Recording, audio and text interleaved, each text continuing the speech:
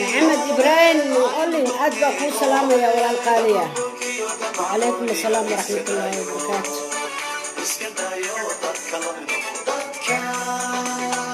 تتكلم النقط.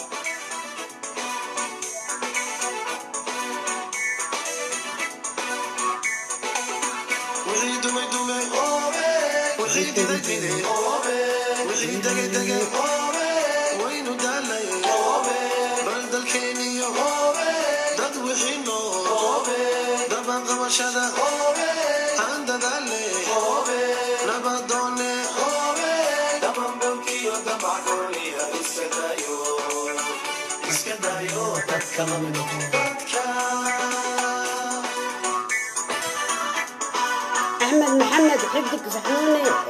مقدشو كأشوان تهاي بطلان هاي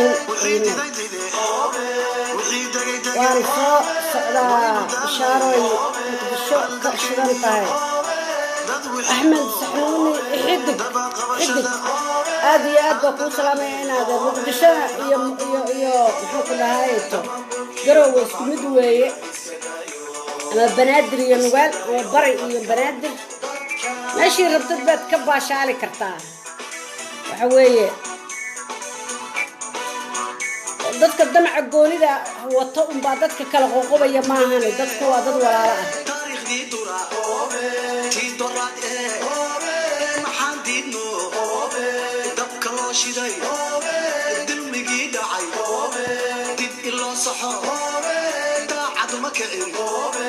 madku dayashiyo kasii daran baa loo durbaan tumay ilaah dambi dhaaf aan ka doonee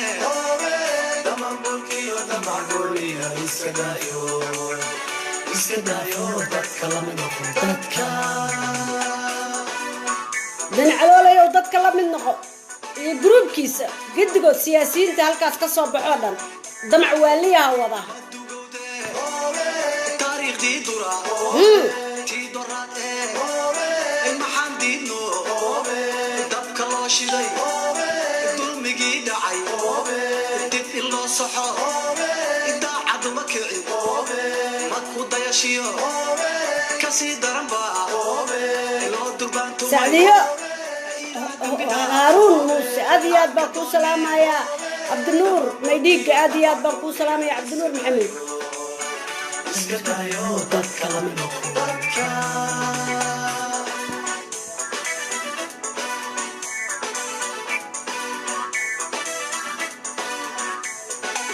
صومالو دادا دولة وينا دنبو دعيو دقال جوسدو darayadiyo diifta laga baxo dalkan googo'ay dadka ka tagay dareen kala galay ee dawada raba aynu doonee farxiyadayda caashiqa farxiye axmed baa u jeeda walaashi qaali ah aad baa kuu salaamaya fardowso wadani aad iyo aad baa kuu salaamaya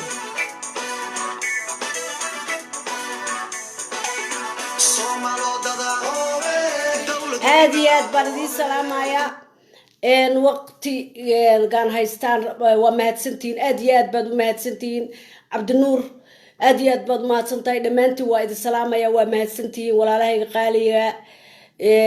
فردوس قالي فردوس ودني أديات بكو سلام يا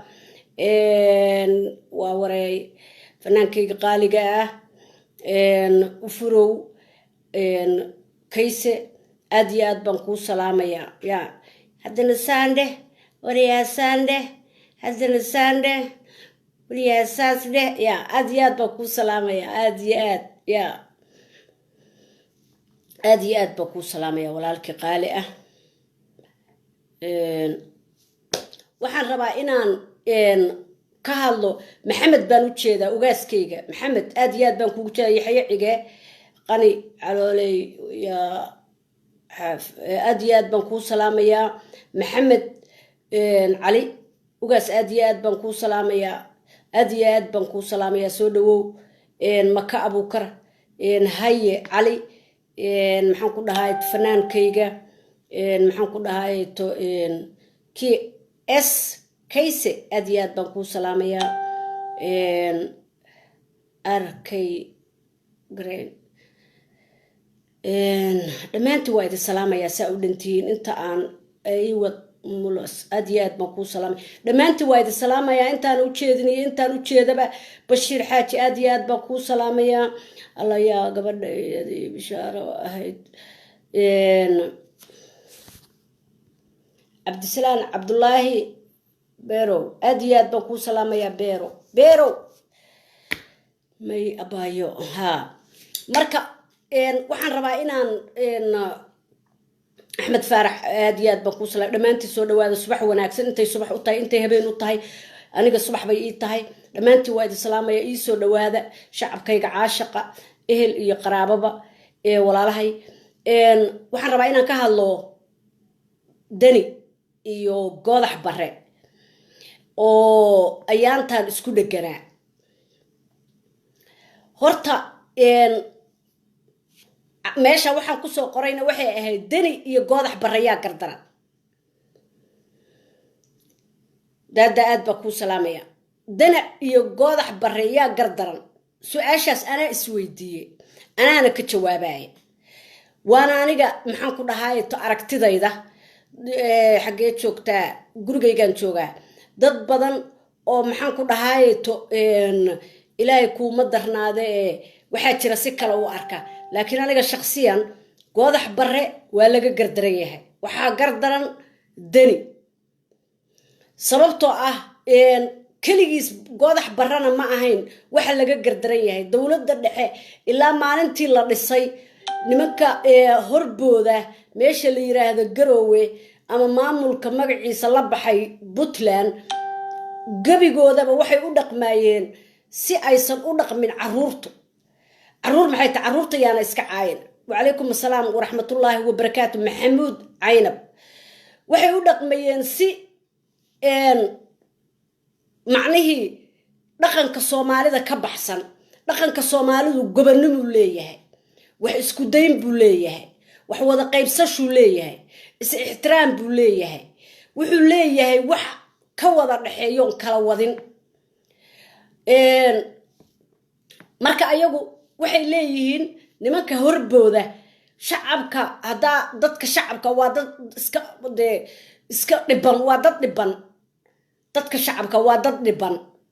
hameen dhaweytana waa idin sheegay waa dad dhiban oo warlord haysto waa waagi uu Muuse Suudi Madiina haysanayay oo kale Madiinu haystay iyo Kaaraan iyo Muuse Suudi iyo Qanyara iyo Bootaan Ciise Caalin iyo Xaaraan Kunaax iyo waa isbaaradiyo oo waxay ku haystaan loo sharciyeeyo la yiri waa state federaalka hoostago memberska ah memberski marka wuxuu state-ka ku noqon lahaa maba aaminsana maamulka la yiraahdo Puntland waxay ku leeyihiin ilaa faroole ilaa maxaan ku dhahay to Cabdullaahi Yusuf Allah naxariistay markuu joogay dawlad saasa kama bajirinba Soomaaliya oo de Cabdiqaasin oo hotel lagu xareeyay buu ahaa inkastoo asaguba diiday oo uu diiday inuu maamulka uu qayb ka soo noqdo waqtigiisiina dagaal buu iskaga dhamaystay dowladda dhexuu joogay adigu saasay iskaga dhamaatay waqtigiisu laakiin intii ka dambeysay oo dhan waxay ahaayeen dhaqan waxay lahaayeen wacalaykum assalaam waraxmatullaahi wabarakaatu dhaqan aad u xun oo soomaalinimada ka fog oo diiniyan u fog oo maxaan ku dhahaa iimaan la-aan ah oo waali ah dhaqankaasay ku dhaqmayeen siyaasad xataa ma haddii wax la siyaasadaynayo oo la rabo in macnihii sadbursi la sameeyo haddii sadbursiga aad damacdi inaad samayso liibaan farax aad iyo aad baan abti kuu salaamaya abtigay baan halkaas uga jeedaa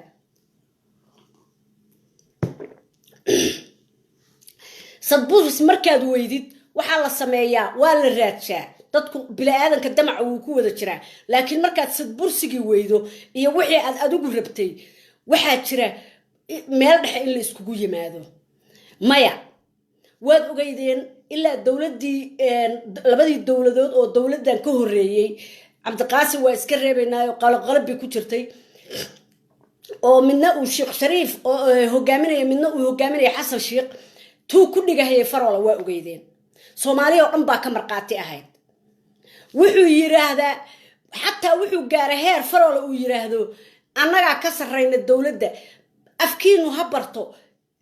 dowladda puntland afkiinu ha barto dowladda puntland madaxweynihii qarankoo fadhiya london oo 9,000 oo qof oo soomaaliya meel maxshala fadhido baa waxaa la yiri maamulada markaasuu intuu soo istaagay odagii farola wuxuu yiri afkiinu ha barto dowladda puntland haddana waxay ku leeyihiin waxaan nahay maamul soomaaliya ka mid ah oo federal members ah oo dowladda dhexe hoos taga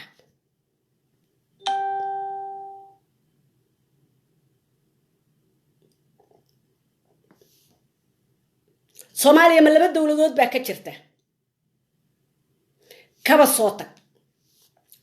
heer waxay gaareen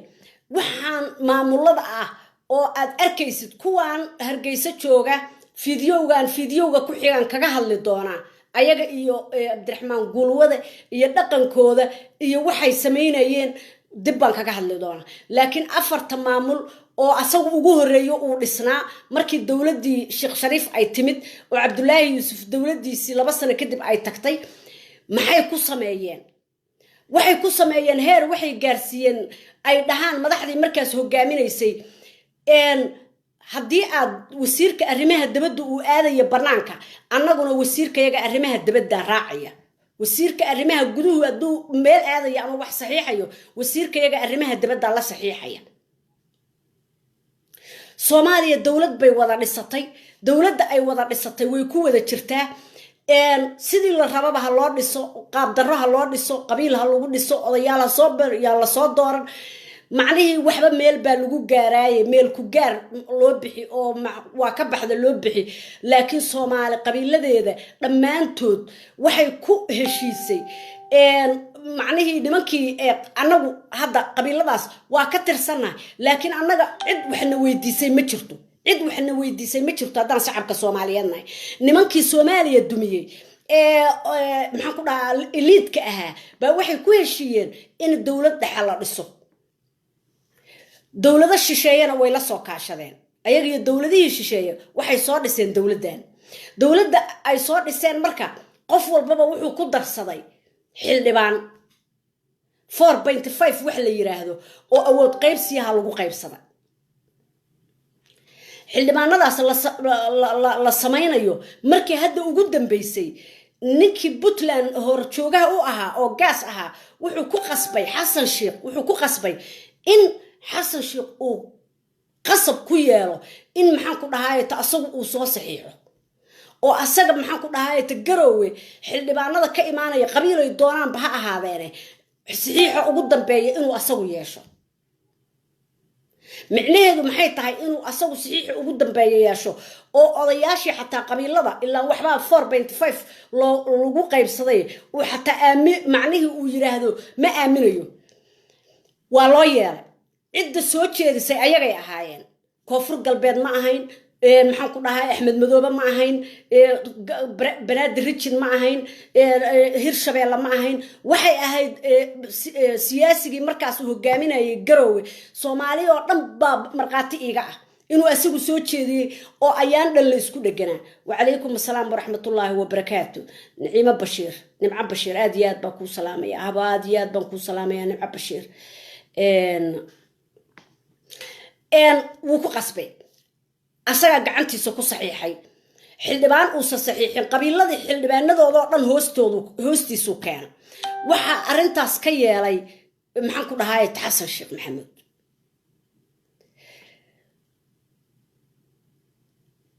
ilaa hadda iyo gaaskii saxiixay xildhibaanadaas aqal sare iyo aqal hoose aqal sare xataa ayagaa keenay waxaa keenay puntland baa keentay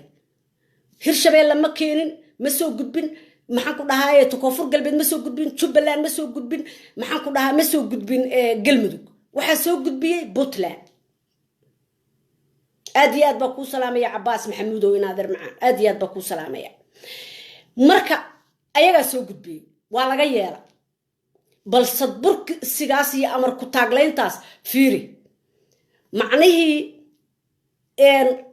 fideowga dambana waa ka sheegi doonaa laba baan u qaybinayaa maxaan ku dhahaa fideowyadayda waxaasoo dhan waxaa looga yeelaya soomaali inay qaran yeelato heshiis lagu yahay xildhibaanada inuu gacantiisa ku saxiixo gaas waxaa looga yeelay oo markaas dowladdii jirtay oo markaas nimankii hogaaminaya ooga yeelan ayagu islahaayeen macnihii dowlad rijimadu ku kalsoon yihiin oo xildhibaanadooda iyo aqalkooda sare iyo aqalkooda hoose lagu wada kalsoon yahay ha la dhiso odayaashii kadib gaas baa saxiixay asagaana soo jeediyay inuu saxiixo gaaskii laftirkiisii oo gacantiisa kusoo saxiixay xildhibaanada iyo aqalka sare iyo aqalka hoose markay odayaashu soo keeneen wuxuu yiri nima matalaan annaga ha nagalala tashado haddii khayraad la qaybsanayo xildhibaanaa ugu jiraya sharci dejin baa la leeyahay markii xildhibaanada lasoo waxeeyo wax walba lasoo waxeeyo madaxweynaha lasoo doorto wadanka awoodiisi waxay ku wareegtay dowladdaas la dhisto dowladaasaana la wada dhista sidii loo doonaha lagu soo dhao ama qof iyo cod ama maxaan ku dhahay qabiil iyo 4.5 qof walba marka asaga ninkaasaa matala ama ha u xumaado ama ha u samaado waxaa matala ninkii uu asagu gacantiisa kusoo saxiixay oo asagu soo doortay qabiilada soomaaliya oo dhanna way ku wada jiraan yaa weeye marka dadka kaliya oo yiraahdaa nama matalaan annaga maxaan ku dhahaa nimanka noogu jira baarlamaanka waa nimanka puntland hogaamiya koonfur galbeed ma aha jubbaland ma aha nimanka la yiraahdo ma ahan cid kale galmudug ma aha banaadir rijin ma aha waa puntland nimanka hogaamiya maalin walbay la taagan yihiin idaacadaha annaga nagalama tashan wixii baarlamaanka ansixiyey waa baarlamaankii ayagu soo doorteen oo garowa kusoo saxiixay ninka la yiraahdo gaaskii soo saxiixay oo nin uusan asagu baas garayn uusan gudbaynin wuxuu ku dheganaa xasan sheekh farmaajo ku dheganaa intuu joogay 2 sano miyuu la jooga ma aqaansa 1 sano uu la joogay ku dheganaa oo wax allaala iyo wixii la damca in la qaadaba anigu aan qaado oo anigu aan kula saxiixo baarlamaanka Soomaaliya maba lehba awood xaqooda kama bale maba aqoonsanaba haddana waxay ku leeyihiin federal number baan nahayo oo waxaan nahay dawlad maxaan ku dhahaa maamul hoostaga dawladda Soomaaliya xildhibaanadii bay soo qorayaan baarlamaankii bay soo qorayaan 24 saac ayagoo saas ah bay saas u haysan jireen maxaan ku dhahaa nimankii kuwaan ka horeeyay kuwaani marka wixii marka wuxuu hadii nimankii hore waa u yeeleen waxay u yeeleen inay iyagu soo saxiixdaan waxay u yeeleen inay wasiirka marka ay dirsanayso dawladda dhexe oo ay dawlad kale wasiir la kulmayo inay wasiir ku daba darsadaan wax allaala iyo wixii maamul goboleed ahaana waa ku daba daydeen oo waxay ka dhigteen maxaan ku dhahaayeeto waxay ku daydaan waxa marka aan sidaan isleeyahay aan u malaynayaa inay uga yeelayeen nimankii hore bal in xal lagu helo ay ku dagaan oo ay idinku aaminaan oo ay dad wanaagsan ku noqdaan oo maxaan ku dhaha qaranimada Soomaaliya laga dhisi karo burburtay waxayba ka sii qaadeenba waxay ka sii qaadeen sii fogaanshay ka sii qaadeen macnii inay ka sii fogaadaan markii laga yeelay xildhibaanada anaga soo saxiixayna qabiil islaameed xildhibaan uu leeyahay oo maxaa ku dhaaf 4.5 lagu qaatay ilaa qabiil matala ma jiree Soomaalidu waa qabiile ilaa ay had qod iyo cufna la isku doorane baa waxa laga yeelo dad loo dulmiye inuu asagu gaas uu yiraahdo maxaan ku dhahaay to saxiix ugu dambeeya ana yeelanaya waa dulmi sideeda bila aadanna wax dulmiya xal ma noqdaan dulmi xal ma noqdo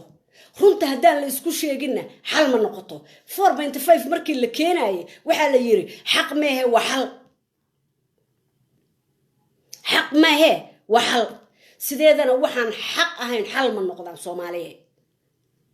anigu hadaan damco inaan adiga maanta oo dhan qof hadaad 10 sano Ilaahay subhanahu wa ta'ala dadka maxaan ku ka eedbeeli kara hadaad 10 sano qof sidid ood maalin u xooga saas kaaga fakado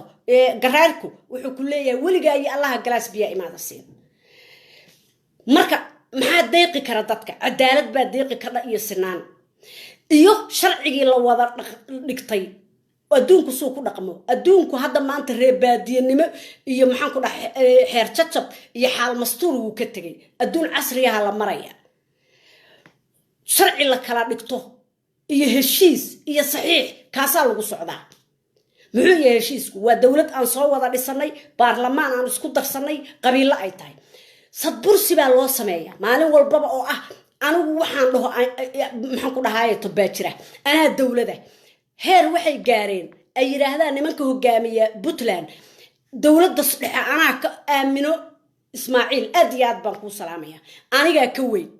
dawladda dhexe aniga ka weyn heerkaasay gaareen macni sababtoo ah waxaysan xaq u lahayn baa laga yeelay sidaada bila aadanna qofka bila aadanka ah aqli male bila aadanku waxa weeye waa shiqaate haddii aad sadbursi u samaysid wuxuu moodayaa inaad ka baqaysid ama uu ka adag yahay ma moodayo in aad isleedahay xal hal la gaaro waa waxa hadda ehlu sunna ka haysta dawladda Soomaaliya waxa ehlu sunna hadda dawladda Soomaaliya ka haysta waa aragteen xaq darra loo sameeyay qabiilo islaameed xildhibaanadooda la siiyay arintaas marka aan ka hadlayaa laakiin waxaan rabaa inaan tan ku socdo waxay dhaheen maxaan ku dhahaay gas inta ninka la gaarin hadda meesha hogaaminay gidigoodna waa isku mid faroole gas dani dhamaan waa isku mid dhaqankaas ay leeyihiin inay saas dabada u haystaan waxa moodaa cadow qaranka Soomaaliyeed in la yiri loo soo diray oo ajanda yihiin loo soo diray qaranka Soomaaliyeed la yiri yuu dhaqaaqin aad iyo aad baan ku salaamayaa gudun iyo hangool aad iyo aad dhaqamadii waxaad soo xasuusisay markaan joogi jiray baadiyaha ariga ku raaci jiray gudun iyo hangool ma fahmaysaa marka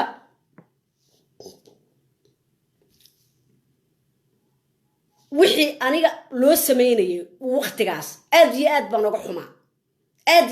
uga xumaa sababtoo ah xaq darro weeye wax aan dadka kale helin in lagu siiyo oo adiga lagugu maslaxo waa qalad mana noqonayso xal ma noqonayso dawladna kuma dhismayso qofkaas markaas dawladda dhexe hogaaminaya waa inuu si cadaalad iyo xaqa maamulada dhan wax ugu simaa wixii ay Soomaali ku heshiiso na waa in lagu socdaa walibana waa in la fiirshaa codku meeshu u badan yahay waa in la fiirshaa maalin walba condition bay ku xiri jireen waxay dhigi jireen ra'iisul wasaaraha annaga waa inuu nala siiyo qabiilkayaga waa inuu noqdo waa maxaan ku dhahaay xildhibaanada aan annagu rabno waa inaan soo saxiixno waa annagu inaan saxiixno qabiilada islaameed xildhibaanadoodii buugaas wuxuu ku qasbay Xasan Sheekh in uu asagu saxiixo Soomaalina 4.5 bay ku heshiisay qabiil walbaba ninkay rabaan inay ayagu keensadaan ninku marka uu asagu uusan rabin nin gaas uu celinay taas halkaas waxa ka timid cadaalad darro loo sameeyay nin shakhsi ah oo ciidu matala aysan jirin dadkii qabiilada Soomaaliya 4.5 ka wax ku qaybsaday xildhibaanadoodii in la yiraahdo nin shakhsi ah oo qabiil kala ah oo maxaa ku dhaca rijin ka madax ah oo u aaday dawladda federaalka in la dhaho saxiix bal in xal la helo waxay ka sii qaadeen dhasalaaq heer waxay gaareen ay dhahaan nalama ogeysiin maanan ogeyn lamaanan socon kama warqabno maxaa ku dhahaa nalama soo ogeysiin nalama socodsiin xildhibaanaday soo dirsadeen xildhibaanadii uu gacantiisa ku saxiixay gaas ma jirto xildhibaanada maba matalaanba waxay u dhaqmayaan waaba cadow sida runta wallaahi oo billaahi oo tallaahi Soomaali waxa weeye runta hadaysa isku sheegin aaminoy runta hadaysa isku sheegin inaan dawlad dhismayn Soomaaliya dawlad ma u dhismayso ilaa runta isku sheegan boogtana hadii maxaan ku dhahay ayadoo hoos aan kale laga dhadhaya maaragtay korka waxa weeye way bushaysaa way maalin walba way buqaysaa maalin walba way qarxaysaa marka waxa fiican in markii wax la dhisayo runta in lagu dhiso waxa weeye hadii aad tiraahdo guri baan dhisayaa oo aad korka maxaan ku dhahay dhooba iyo xooga caleena iyo wax isdul saartid roobku markuu yimaado dumaya waa in guriga shub laga dhigayo oo tiirar adag lagu taagaa tiirarkaas adagna waa runta iyo cadaaladda ma fahmaysaa waxa heerkaas gaarsiiyay nimanka hogaamiya meeshan Puntland la yiraahdo waxa heerkaas gaarsiiyay waa waxa weeye waa cadaalad darrada loo sameeyay sad bursiga loo sameeyay waay markii wax la qaybsanayo waa in qabiilada Soomaaliya ba isku yimaada qabiilada Soomaaliya markay isku yimaadaan waxay galaan maxaan ku dhahay shirkaas inta waxay isku raacaan intooda badan waa in la raacaa dawlad markii la dhistana dawladdaas ka mas'uula xildhibaanada ka mas'uula golaha shacabka la dhahaa xataa ninka rijinka haysta ayaga ka mas'uula xildhibaanadaasna waxay ku gowracan yihiin meeshii codka xildhibaanadu u bataan maya ma matalaan haye waxa la dhahayaa canshuuraha la mideeyo oo canshuurta laga qaado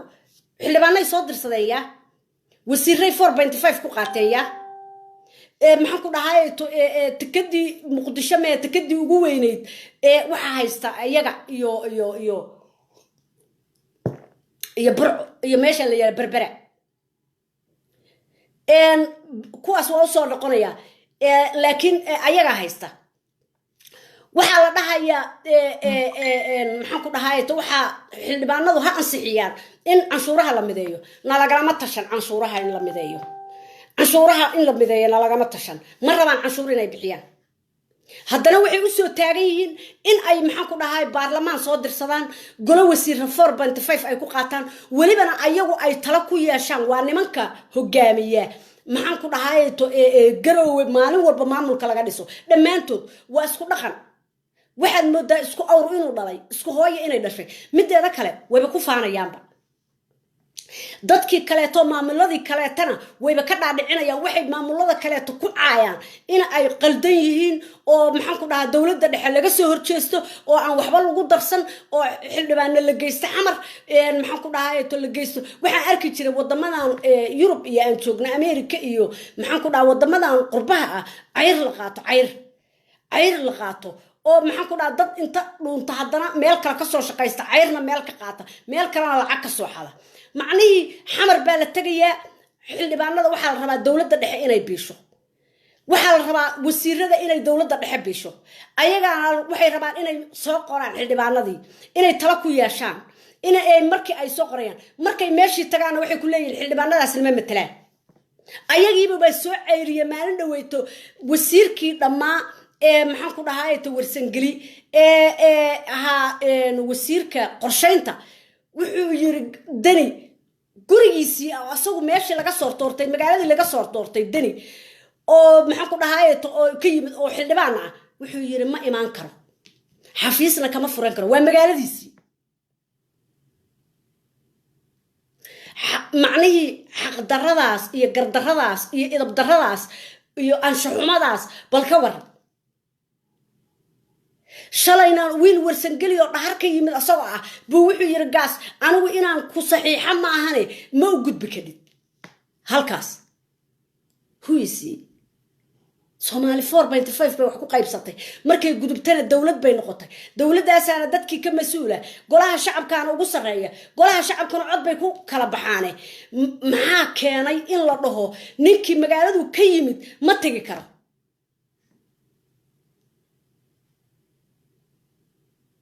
dawladda Soomaaliya marka oo horay uga yeeshay aad iyo aad bay u qaldanayd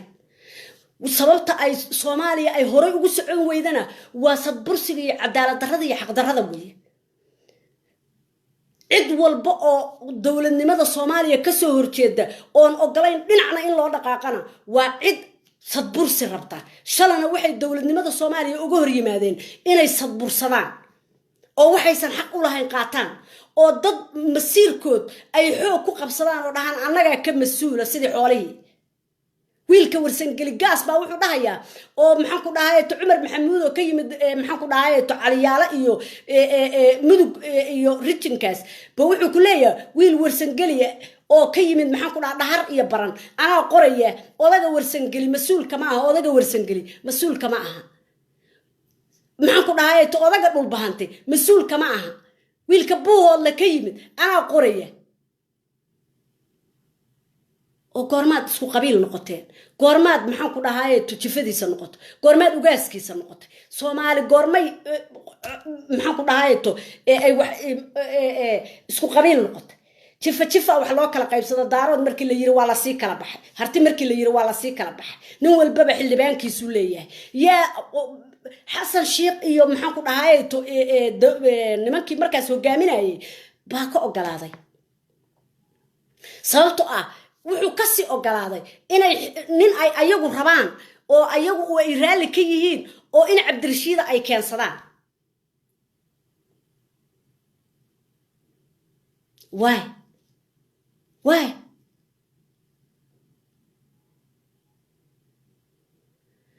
waxaan u soo noqonayaa ninka la yiraahdo Goodax Barre boqolkiiba 99 buu saxan yahay aniga my opinion shacabka aniga ila mid ah waxaan maxaan ku dhahay to oleynaynaa Goodax Barre iyo rag la mid ah oo leh maxaan ku dhahay to ajandihiisa oo kala wata in laga dhigo madax Soomaaliya inay hogaamiyaan ayaga dadka u cadaalad fali kara ayaga dadka u cadaalad fali kara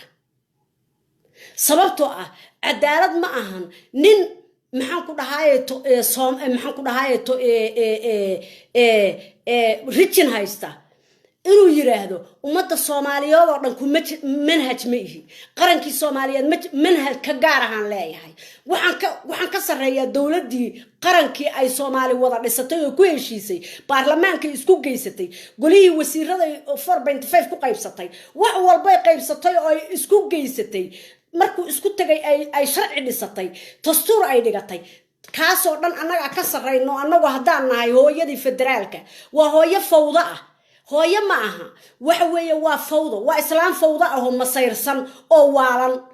waa islaanti caanaha inta soo qaadatay la yiri burcay halka ka soo gashay oo intay meel kaadi u fariisatay baa maradu futada ugu dhigtay markaasay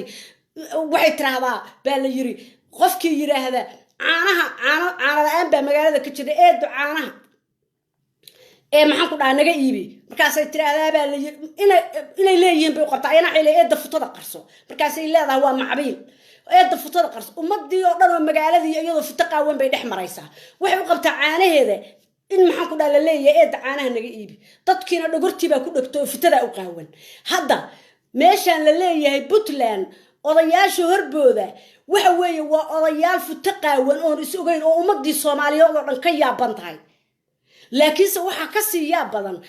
idab darradaas iyo anshuxumadaas dadkii ka yeelay waxay ku leeyihiin annaga dawladda sare ka sareyna maxaan ku dhahay to Koonfur Galbeed iyo Jubbaland iyo maxaan ku dhahay to Banaadir Region iyo maxaan ku dhahay Hirshabeelle iyo Galmudug dhamaantood annaga ka sareyna dawladii dhexe annaga ka sareyna annaga ka waxbarasho fiican annaga ka cadaalad fiican annaga shahaadada bixinayna Soomaali inteeda kala annaga ka cadaalad baran annaga ka sareyna annaga ka horeyna annaga ka daloodna dawladda Puntland waxaas bay ka yeeleen goodax barre waxaan leeyahay braawo goodax barre waxaan leeyahay annagu haddaanu nahay ummadda halkaas degan raalli kama nihin cadaaladna uma qaybin jirin waxay u diidayaanna oo u diidayaan inay ummadda Soomaaliyeed wax la qaybsadaan dawladda Soomaaliyeed kor joogtaysa waxay u diidayaan goodax barre cadaalad darray meesha ku hayaan shahaadooyin kara way gataan dad aan ku soo bixin bayna dhahan waa ku soo bixin dadkii ku soo baxayna way xaqiraan dadkii ku soo baxay way xaqiraan nin aan scholarship lama siiyo nin aan lacag bixin goodax barre musuq maasuq iyo corruption bay u qarsanayaan u diidayaan inay ummadda Soomaaliyeed dawladnimadeedii ay ku heshiisay in wax lagu wada dhex qaybsado oo dawladdu mideeda kale wuxuu ku leeyahay annaga ka qatarsan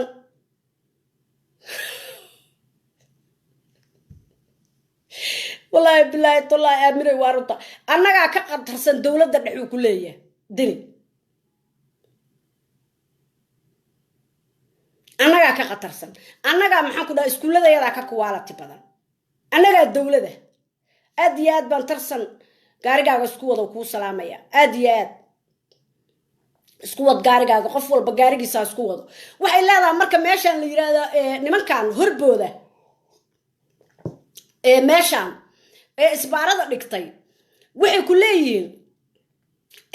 maxaan ku dhahay annaga ka sarreeyna dawladii sare tarsan marka wuxuu yiri adeer haddaad iga sarreysid maxaabad ii soo doonanba haddaadaba aniga ii aqoonsanayn in anigu kaa sarreeyo anigu ku xukumo oo anigu dawladdaadii ahay oo aniga ii hoos imaatid oo laan aniga iga baxday aad tahay oo aad meel keligaa taagantahood iga sarreysid oo iga iskuulla sarreysid maxaabad ku falaysaa shahaadadayda mid iga sarreysa aniga haddaad iga iskuulla sarreysid dee adigu qaado oo samayso kana wuxuu leeyahay anaa kaa sarreeyo shahaadadii iyo wax walbaba kor joogtayntii iyo wax walbaba manhajka lama midoobayo Soomaaliya oo kaligeeyba meel taagnaa dawlad baan oo dawladda sare mira aad maxaan ku dhahaa ku salaamaya dawladda sare waa ka sareeya aad iyo aad baan ku salaamaya dhamaantiin asad oo aad iyo aad baan ku salaamaya dawladda maxaan ku dhahaa dhexe waa ka sareeya dee haddaad ka sarreysid buu yiri goodax barre adigu shahaado samayso qaali xirsi aad iyo aad baan ku salaamaya mid aniga iga sarreysa qaado shahaadadii buu noo diiday hoogayo baay wayna cusuriyeysay waa nala dhibaateeyay waa nala waxeeyay Soomaaliya soo wax kuma lihin see wax ugu leedahay adaaba diiday inaad wax ku yeelatay adaaba gaar u baxay adaaba yiri waa ka sarreeyay adaaba yiri waa ka quality badnahay oo maba aaminsaniye iskuul maxaan ku dhahaa shahaadadii manhajkii Soomaaliya dawladii dhexe oo ummadda dhan ee Soomaaliyeed ka dhaxayso la isku darsaday adaa yiri waa ka sarreeyay ma ninka yiri haddaad iga sarreysid dee adigu shahaado samayso oo mid iga sarreysa samayso oo wiilasha scholarship u dirso ma midka ku yiri baa qaldan mase adiga qaldan ummadda Soomaaliyeed oo caadiga ah oo miyirka qabta ha u garnaqada balabadaas nin dad baa marka qaylinayo dhahaya muxuu leeyahay muxuu dhihi lahaa taas muxuu dhihi lahaa shahaado suur ma samaynayo waa sax anigu idulmaya anigu rijinkaasaan ka soo jeedaa dadka ay isbaarada u dhigteen baan ahay wiilkan eedada u ahay kuma kalsooni inuu maxaan ku dhahay iyo wiilka uu adeerka u yahay asaga iyo xataa maxaan ku dhahay midus adeer u ahay inuu isku si shahaadada u siinayo kaygana oo baasay baan aaminsanahay inuu maxaan ku dhahay siinaynin shahaadadii mid dhacayna oo lacag haystan inuu lacag ka qaadanayo oo scholarship u dirayo wayna dhacdaa 99% ma ahan ciyaalka scholarship-yada loo diro oo markaasna tahriiba ma ahan maxaan ku dhahay ciyaalkii baasay ma ahan soo goodax barre waxaan leeyahay braawo ummadda Soomaaliyeedna xaqa waa inay u hiilisaa حقا وإنه وهي سومة الصوماليات صوماليا الدولة ولقد ما نقريسو أنت لا إسسوب الصلاح يو أو حق در الله إسكوه هيلنا يو أو حق در الله إسكوه قرب يستاغيو نين كاسا غلطن بقول كيف السقاشن أسقا غلطن قال حبر مركو يراهد وسيرك وحبرشة الصوماليا كو أهي أنا وكسو تشي هذا مقالة قلدقب يا ودني مركو سوق قرويل كان إدده وعي كسر بحي سكول كل لمبروان قلي ويل كلا تقع عن لمبروان قلي أما مدني أما كوا وحبرشة وقابل سن أنا و I don't care نوعيين به مركو نين انتي لعك قاتا ويل كان إدده وعها قلال الله ريب ولا لمبروان كقلي كي كلنا محنكو ده هاي تو scholarship لودر انت لعك لقى قاتو أما كوا أذيرك هو هورسي مرشو إلا أنا باور كرير كي يقوم هايستو لا إسكومنا كرسونا سومالي إسكوما كرسونا iskuma ismana wada aaminsana soo waxa faantay maan goodax barra marka wixii ay Soomaali isku darsato Soomaali wada lahayd bu wasiirka waxbarashada ka yahay asaga mas'uul iga ah asagu waa inuu ilaaliya oo ka warqaba wiilka baasay iyo wiilka dhacay aqriyatuna asaga lagu xisaabtamaya 18 gobol wuuna ku saxaya kelmadu yiri shahaado suur ma samayn karo wiilaan aanu imtixaan ka qaadin oona ka warqabin oona kor joogtay oona manhajku uu dhiganayaba aan ka warqabin oo dadkii aan maxaan ku dhahay aan manhajka u qaybiyay aan ku jirinba seebaan anugu marka shahaado u siiya waa anigoo eriyo kaleeto jaamacad intaan ka dhigtay Sweden Mareykanka oo shahaado isii jaamacad ku taala ay raahdo shahaado isii macnaheedu واجدية جهديد إلهي هون حريستي نكي الأورنجري مقعيسة لقى بدن بقى وحو دي جري واجدية جهديد الله هون حريستي أغس بوحو كل جري نمانك أغس اللي يرادو واجدية جهديد نمانك مركا ودبر قوينتا ومدى الصوماليات الشباب وحما مطامان نمانك هو قامية ماشان بطلان لده واجدية جهديد واسباردي موسى السودية بوتان عاسى عالن يحاران كناح يعبد قيب ديديو واسباردي او ايضو اسا شرعية يصي ايغان اسا شرعية وحا فدر الله نها ايغا كيري ومدى الصومالية دو كيري محاكو نهايتو تستور كان اسكا دبا وريغي او هاد سن لو سحل اللائياي او انتاسو سنسا اسكا دبا وريغي ايغا سقري او داغا فرولا ومدى الصومالية بي وحي كون نقدين لفقون قشاي annagii meesha deganayn waana dhibeen halkaas ay noo galeen qabiiladii ummadda Soomaaliyeed ee halka deganayd dhibaata lagu hayaa xamar 96 iyo 97 bay dhibaatadan qabtay isbaara loo dhigtay hogaamiye kooxeedya kala googoostay xamar iyo koonfurta Soomaaliya annaga isbaaradii caadiya oo sharciyeysanba oo doodayso hadlayso indhala iyo farale oo beesha caalamka la murmaysa baaba noo hortaalaba haddaan dadka goboladaas deganahay waa isbaaradii oo lugale oo garbasaar iyo dirac loo soo galiyay oo la soo dhadhayo barfuun lagu soo shubay waa isbaara caadiya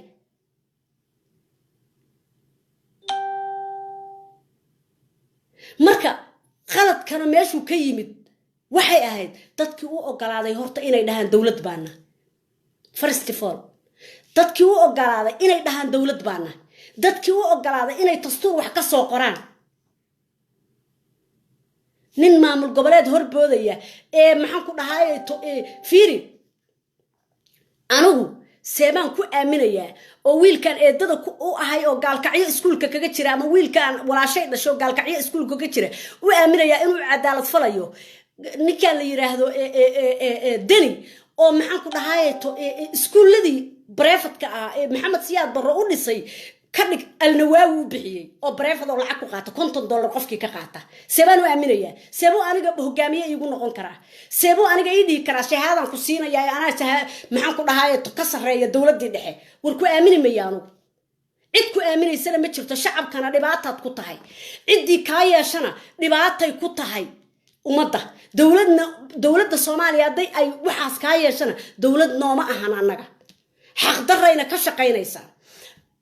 goodax barana waxaan leeyahay bravo maalinta qiyaame oo Ilaahay subxaanahu wa ta'ala hortiisa la taagay adaa lagu weydiinaya sababtoo ah 18 gobol ee Soomaaliya adaa wasiirka waxbarashada ah ka mas'uula u dhaarto gacanta u saaray kitaab jaamaca kuwa baarlamaanka lagu sheegayo baa soo haray adinka golaha shacabka la idin dhahaa shacabka Soomaaliyeed nin maamul goboleed horjoogo ah mas'uulka ma ahan odayaashii nin qabiil walba ay lahay adinka idin maxaa ku dhaas soo qoreen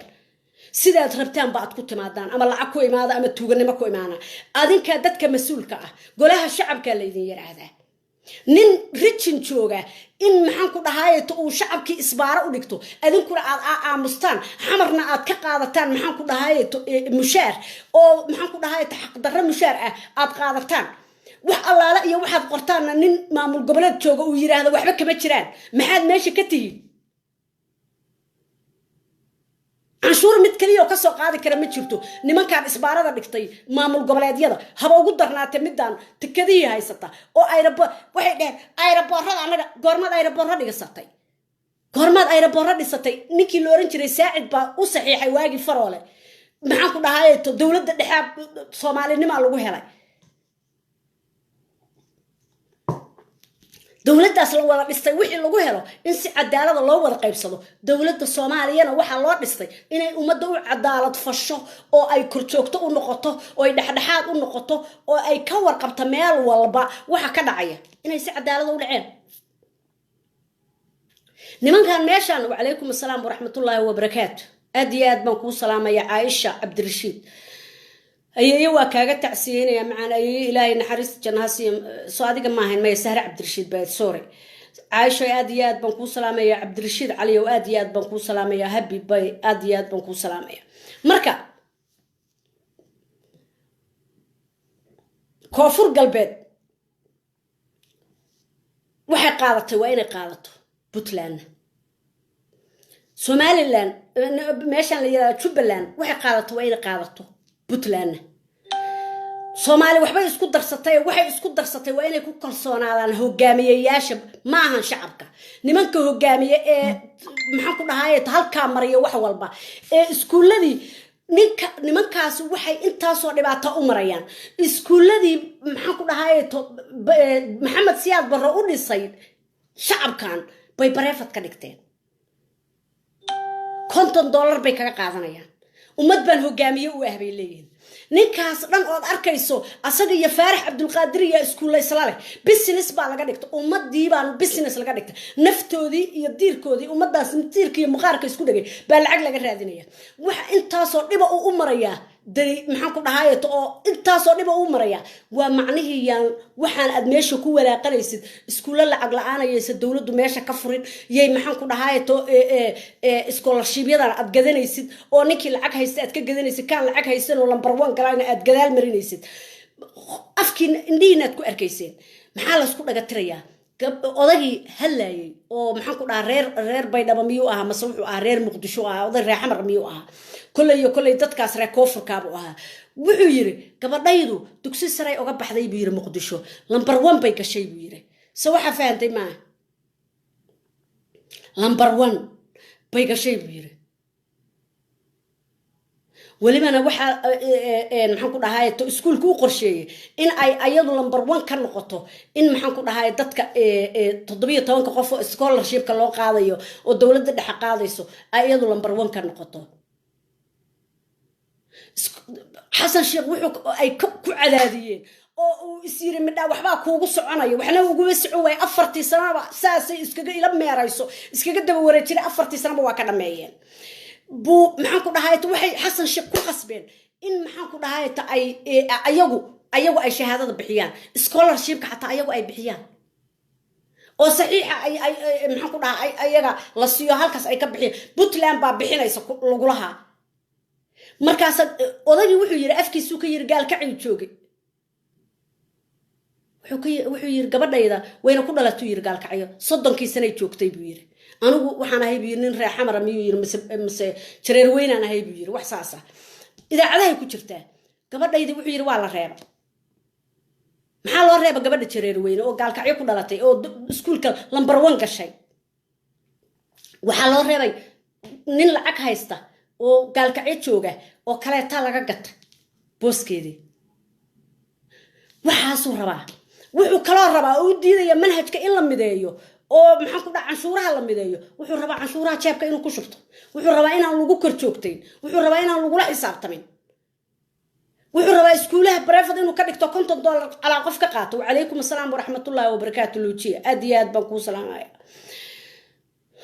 naadiya aad baan ku salaamaya abdi qani shay aad baan ku salaamaya dhamaantii waa salaamaya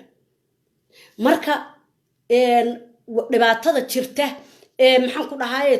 dadkaas haysata waa dhibaatadaas mideeda kale dadka shacabka ah iyo dhalinyarada waa boqolkiiba 75 baa la dhahaa dhalinyarada maalintuu dhahayay ma yeelayo dhalinyaradana maxaan ku dhahay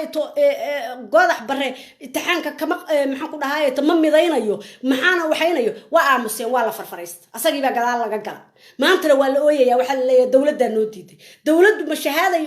imtixaan bay idinka qaado markay idin siinayso anigu hadda intaan iskuul iska dhigto ma iska tagi karaa maxaan ku dhahay magaalo ma dhihi karaa magaalo kale ama iskuul kale ma dhihi karaa shahaado isii imtixaan ba igama qaadinaysa buu shahaado ii siinaya inaad maalintaas ka mudaharaadaan bay ahayd maalintaas inaad ka mudaharaadaan bay ahayd waad aamusteen aamusku waxa weeye micnaheedu maxaa weeye aamusku waa ku raacsanahay weeye adaas dulmay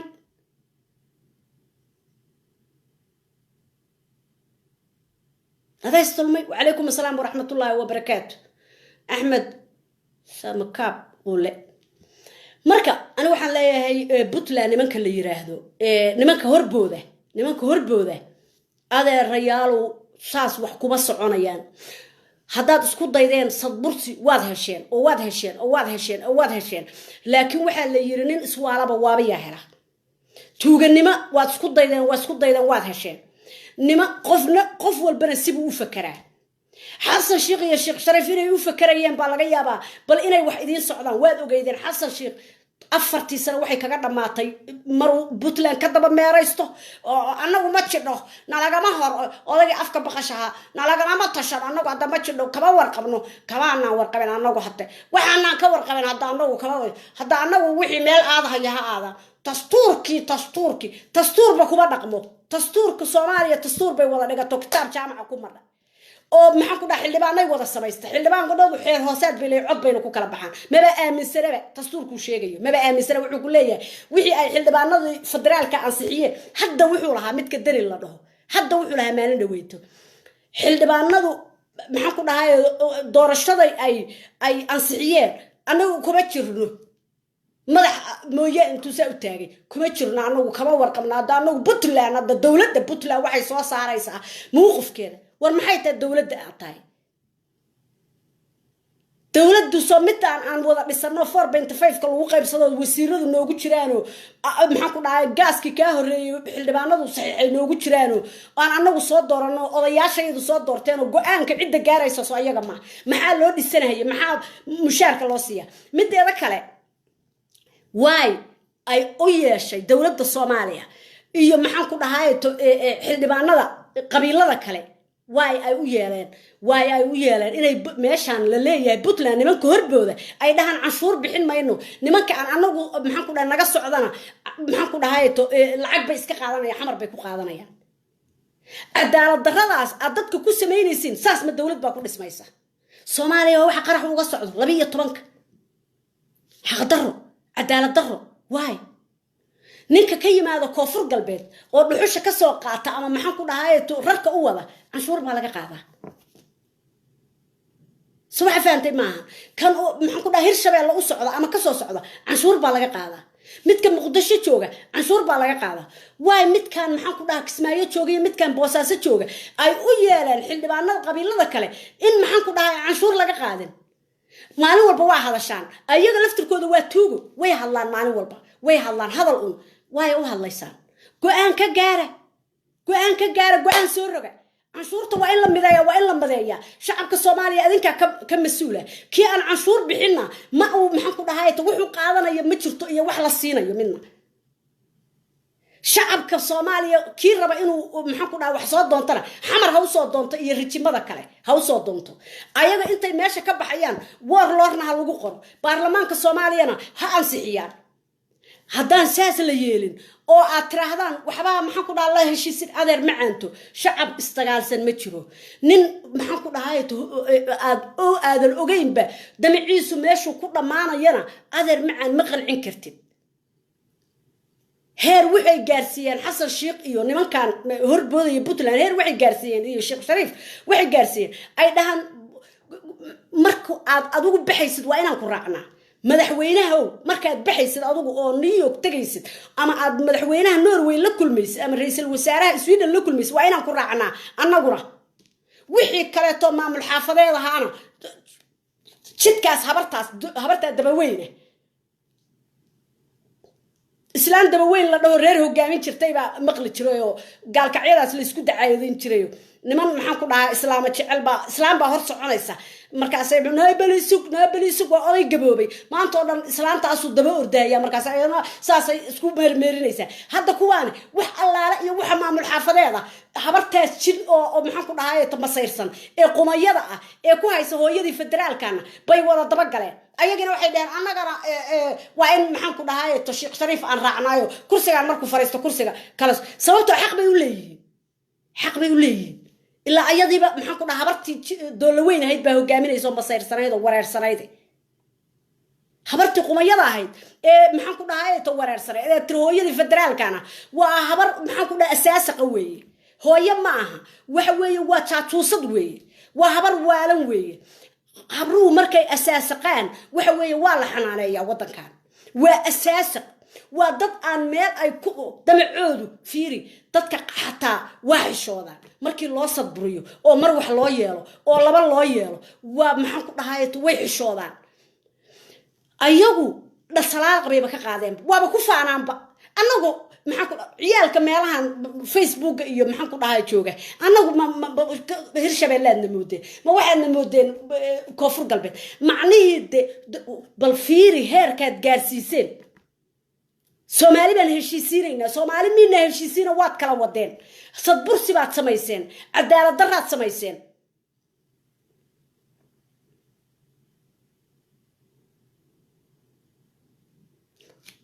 waxay koonfur galbeed iyo Jubbaland iyo maxaan ku dhahaa galmudug baxaan intaas dad baa degan waa inay baxaan mideeda kale waa inuu hoos yimaadaa golaha shacabka wuxuu ansixiyo waa inuu hoos yimaadaa golaha shacabku waa qabiile isku tagay qaran bayna noqdeen cod bayna ku kala baxaan kaas ninkii diida waa inay golaha shacabku go'aan ka gaaraan haddii xataa qabiiladoodu maxaan ku dhahaa qabiil mideeda kale qabiilo israacsan ma jiraan gola shacab oo Puntland leeyahay oo aniga nimanka imatala ma raacsana dani ma raacsana ma jeerteenku ka dhashaan raacsanayn boqolkiiba 8 mid wax la cuno oo tuug ah ma ahane ma raacsana waxay u baahan yihiin marka dadku in la hagay u baahan yihiin nimanka golaha shacabka la leeyahayna war adinka mas'uul la idin ka dhiga ummadda Soomaaliyeed golaha shacabka tiin go'aan u gaara godax barasadu yiraahbaana ku raacsanay wuuna ku saxan yahay hadii ay ka weyn tahay dawladda Soomaaliya hadduu ka weyn yahay dani ama se maxaan ku dhahaay nimankan aaran jaaro meesha isbaarada dhigtay ilaa iyo maxaan ku dhahaay 98 haday ka weyn yihiin dawladda Soomaaliya maxay wuxuu yiri igu soo dooranayaan aniga wax haday aniga iga kuwaalata fiican yihiin shahaadadoodu maxay igu soo dooranayaan anigu saninaana imtixaan ka qaadin miyaan anigu shahaado siinaya warranties yes godax bara well done أنا كسر شيء هذا ماشاس عروت أنا يدد واحد أنا سكولة قالكعية iyo Umar Samatar iyo dhigtaan iyo maxaan ku dhahay guldugub kuwan walaalahay dhalay anay dhigtaan kuma kalsooni anigu wuu gadanaya shahaadada wiilkan yadad wahay nin ina adeerkiisu siinaya ima matalaaniga dani qaran baan leeyahay qarankaygu waa inuu shahaado mideeya taxamada waa inuu mideeya absolutely no ninka maxaan ku dhahay Muqdisho iyo joogan aniga iba matalo haduusan ogolaanin uusan sharci ka soo saarinin uusan joojinin laba canlaynta adeer macaan waa inaad maxaan ku dhahay sharciga maxaan ku dhahay canshuuraha waa inaad midaysaa hadii ay badan tahay lacagta ka soo gashay dawladda dhexe iyo haday yar tahayba waa la isku wada daraya hal bangi baa la dhigayaa waana la wada xisaabinaya waana la qaybinaya dawladda hoose bas arrin ka qaadi kara aeroportna kama qaadi karo tikadna kama qaadi karo waa inay xildhibaanadu saas yeelan hadii kala shilin waa inaan laga siinin maxaan ku dhahay dawladda dhexe xildhibaanada Puntland ka yimid waa inaan laga siin koonfur galbeed waa laga qaadaa canshuur sababtoo ah gaariga koonfur galbeed ka soo baxa maalin walbaba waxa looga qaadaa ex control kii ka sii socdana ex control baa looga qaadaa ayaga iyo galmudugba waa inay canshuurta bixiyaan iyo Jubbaland kuwa la leeyahay Hirshabeellana waa bixisaa oo gaariga maxaan ku dhahaay ta ka yimaada Hirshabeelle waa Hirshabeelle iyo Banaadir waaba isku rijinkii wixii kale to aeroboorada loo sameeyana dawladda maamuli doonta hadda aerobooraba ma leh iyo tikadee ma fahmaysaa marka Puntland iyo meeshan la yiraahdo Kismaayo waa inay bixiyaan canshuurta waa in maxaan ku dhahaa canshuurta laga soo qaado yeysan badnaan ama ha badnaato waa sharci aeroboorka iyo tikadaha waa in canshuuraha laga qaadaa waa in dawladda dhex ka qaadaa maxaan ku dhahaay to kastamada waa inay dawladda dhex ka qaadaa kastamada dhamaantood waa inay dawladda dhex ciidankeeda canshuuruhu tagaan waa in ay maxaan ku dhahaay to ansixiyaan sharcigaas oo ay maxaan ku dhahaay to maamul goboleedkii diidana warlord waa inay ku qoraan baarlamaanka haddii kale maxaad baarlamaan u tihiin maxaa u tireedaan golaha shacabkaana ma tihiin golihii dani ma tihiin golihii Axmed Dhuxulaystay adeer annagaadna matashaan annaga waxaad nagu matashaan in waxayagii annagana laga qaaday oo canshuuraha ahaa in maxaan ku dhahaay to la ogaado meesha ku baxayaan uusan nin maamul goboleed horjooga ka oo warlord uusan jeebka ku shuban qabiilada isma aamin anagu goorma is aamin maamul goboleedyada dadka jooga masku wada qabiilba ma igu qabiilba aniga dari maanu iga mas'uuliyaa canshuurtu iga qaado waa inaan ogaadaa meesha ku baxdo seen ku ogaan karaa waa in hal bangi lagu soo shubaa takada waxaan kala soo dego iyo aeroboorka waxaan kala soo dego iyo $50 oo la iga qaado waa in bangiga dhexe dawladda lagu shubaa dhamaantood aeroboor iyo takad maamul region iyo state maamulay xagee lagu ark wuxuu rabaa inuu takadii asagu maamusho oo aeroboorka asagu maamusho oo uu carab ka gato oo maxaan ku dhahaay to iskuuladii private ka wada dhigto oo $50 ka qaado oo yiraahdo dawladda dhexe maxaan ku dhahaay to imtixaanaadka ma qaadi karto oo kama warqabi karto oo ma kor joogtayn karto oo ana qaadaya oo maxaan ku dhahaay wiil uu adeer u yahay oo wiilkan eedada u ahaa uu dhaafiyo oo asaga diro ama se uu maxaan ku dhahaay to ina shiri abgaal inuu gato 17 maxaan ku dhahaay to cida kala haday timaadana haduu rabo wiilay adeer u yihiin ay geeyaan oo 00 keenay 00 ilaa waa wax lagu yiri dadkaad ka sareysaan baa lagu yiri adunkuna waad ka dhigteen inay dadka ka sareeyaan way Soomaaliya qaran bay wada dhisatay qarankaas waa in dhexdiisa lagu shaqeeyaa baarlamaan bay leedahay baarlamaanka dhexdiisa waa in lagu shaqeeyaa aqal sare leedahay aqalka sare waa dhexdiisa waa in lagu shaqeeyaa aqalka sare iyo qurunka iyo baqtiga iyo dastuurka isdaba wareegayana waxa keentay maxaan ku dhahaay nimankaana keenay horboodaya garoowa jooga oo midka kale ka daran yahay oo ummadda Soomaaliyeed jid iyo jahaba u ogolayn oo ku faanaya ummadda Soomaaliyeed in la curyaamiyo waaba lagu faanaya dawladda hoose ma hoostagayno dawladda dhexe ma hoostagayno waxba nama weydiin karto imtixaanaadka lama minaynayo sharci gaar ah leena dawlad baa leena gur dawladdu aaw hadda dawladtahay waa maxay shahaadada raadinaysa macnii waa ila meerayso saasay kaaga daba wareegayaan saas ma dibi macshar marka waxaan leeyahay weeldan qodax bare weeldan baan leeyahay aad iyo aad baad u mahadsan tahay ummadda Soomaaliyeedna waxa aan ka baryayaa goodax bare iyo maxaan ku dhahay ragga ra'yigiisa qaba in maxaan ku dhahay laga dhigo madaxweyne iyo ra'iisul wasaare oo maxaan ku dhahay Soomaaliya hogaamiyaan oo rag juniors ah oo maxaan ku dhahay sidaas u dhaqma oo ku adag sharciga oo ummadda Soomaaliyeed mas'uuliyad ka qaadi kara oo aan dad u sabrin dadna aan lagu madax uga istaagin waa in ummadda Soomaaliyeed ay hogaamiyaan aad baan idin salaamaya salaamu calaykum waraxmatullaahi wabarakaatu waxaan rabaa inaan ka hadlo in yar oo kooban aan uga hadlo meeshaan la yiraahdo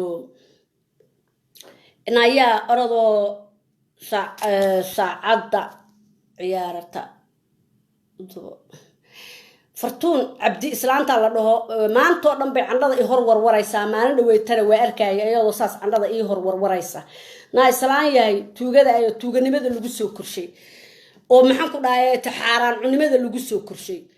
إلهي كوما درادي هم قريباني دا لغو سو كرشي صد برسيقو فريسا ميل كوما يرانانوغو نايا سانا تاي نايا لانقابا تاي نايا لانديرا تاي نايا توغنيما ويا waxa aad u melabsanaysid waxa qadar waxaad u melabsanaysid ودني ويلكان eedada u ahay intuu ku bedela kaaga oo 00 kare ilaa saasad candada u soo kala haysaa meesha aad ku haysaa aniga dadka ka fiican laandheera baad ku haysaa waxna baran maysid 0 asagoo in maxaa ku dhahay inta la geeyo turkiga inuu soo tahriibo badu ha cunta leeyahay adigana candada ciid allaha kaaga xeer qumayay yahay fariisa meelnaaya salaaya iskala warwaraysa aad iyo aad baan idin salaamay waa ku soo noqonaya cuncun badan baa kacaya waxaan rabaa inaan ka hadlo qoladii cabaadweyn baan rabaa inaan ka hadlo cirweyn waa dhameeyay cabaadweyn baan u soo laabanayaa video yar oo kooban aad iyo aad baan idin salaamaya I love you